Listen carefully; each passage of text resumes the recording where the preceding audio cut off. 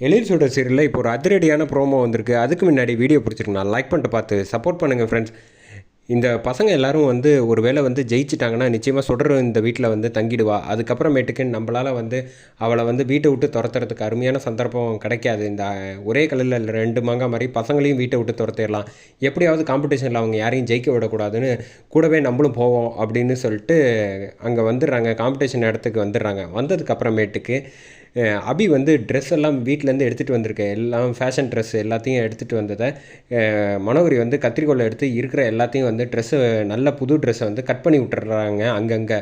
அதுக்கடுத்தது வந்து இவன் ட்ராயிங் நல்லா வரையுமான்ல, இவனுக்கு ஏதாவது ஒன்று பண்ணணுமேனு ஏற்கனவே வரைஞ்சி ரெடியாக எடுத்து வச்சுருக்க எல்லாத்துலேயும் வந்து கலர் சாக் பீஸ் மாதிரி கலர் இது பெயிண்ட்டை வந்து ஊற்றி விட்டுறாங்க எழிலோட ட்ராயிங்லேயும். சரி என்ன பண்ணுறது அப்படின்னு வந்து காம்படிஷனுக்கு தயாரான சந்தோஷத்தில் வந்துகிட்டு இருக்காங்க நம்ம சுடரும் சரி பசங்க அபியும் கவினும். சந்தோஷமாக ட்ரெஸ்ஸை பேக்கை திறந்து பார்க்குறாங்க. சுடர் இங்கே பாரு, ட்ரெஸ் எல்லாம் யார் இப்படி பண்ணி வச்சுருக்கா, இப்போ நான் எப்படி காம்படிஷன் ஜெயிப்பேன் அப்படின்னு யோசிச்சுக்கிட்டு இருக்காங்க. அதே மாதிரி இங்கே பாருங்கள் சுடர், என்னோட டிராயிங் எல்லாத்துலேயும் வந்து யாரோ பெயிண்ட் ஊற்றி வச்சுருக்காங்க அப்படின்னோடனே இப்போ நம்ம எப்படி ஜெயிக்கிறது அப்படின்னு யோசிச்சுக்கிட்டு இருக்காங்க. என்ன பண்ணுறதுன்னு தெரியாமல் சுடர் தவிச்சிட்டு இருக்கப்ப சுடரை கூப்பிடுறாங்க நம்ம இந்துமதி. கூப்பிட்டு நீ ஒன்றும் கவலைப்படாத, அந்த கிழிஞ்சிருக்க ட்ரெஸ்ஸுலேயே புதுசாக வந்து கொஞ்சம் கொஞ்சம் ட்ரெஸ்ஸை வந்து நீ வந்து பேட்ச் ஒர்க் மாதிரி பண்ணி விட்டுரு, அதுவே நியூ டிசைன் மாதிரி ஆகிடும், உனக்கு தான் டெய்லரிங் தெரியும்ல, நல்லாவே தெரியும் அப்படின்னா அப்போ உடனே ரெடி பண்ணு அப்படின்னு சொல்லிடுறாங்க.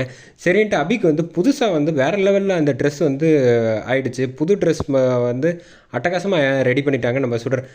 அபி வந்து இந்த ட்ரெஸ் அதோட ரொம்ப ரொம்ப நல்லாயிருக்கு, நிச்சயமாக நம்ம காம்படிஷனில் ஜெயிச்சிடலான்னு எனக்கு இப்போ நம்பிக்கை வந்துருச்சு அப்படின்னோடனே இந்த பக்கம் கவின் அழுதுகிட்டு இருக்கிறத வந்து நீ அழாத, முதல்ல தைரியமாக இரு, உன் மனசுக்கு என்ன வரையணும்னு தோணுதோ அதை வர.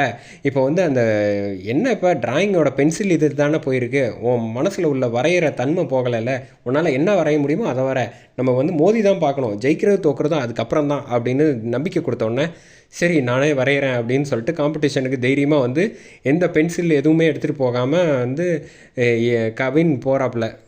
போனோன்னு பார்த்தா கையில் வந்து பெயிண்ட் எல்லாத்தையும் எடுத்துகிட்டு இந்துமதி அப்படியே பெயிண்ட்லேயே வெறும் கையாலேயே வரைஞ்சிடுறாங்க. இந்த காம்படிஷனில் வந்து டீச்சர் வந்து சொல்கிறாங்க, இதில் இது ஒன் ஆஃப் த பெஸ்ட்டு, அந்த பென்சில் எதுவுமே இல்லாமல் வெறும் விரலை வச்சே வந்து வரைஞ்சது வந்து அவங்க அம்மா வரைஞ்சிருக்காங்கல்ல, கவின் தான் வந்து ஃபஸ்ட் ப்ளேஸ் அப்படின்னு சொன்னோன்னா கவின் வரைஞ்சதை பார்த்தோன்னே எமோஷன் ஆகி வந்து நம்ம எழில் வந்து கட்டி பிடிச்சி முத்தம் கொடுக்குறாங்க.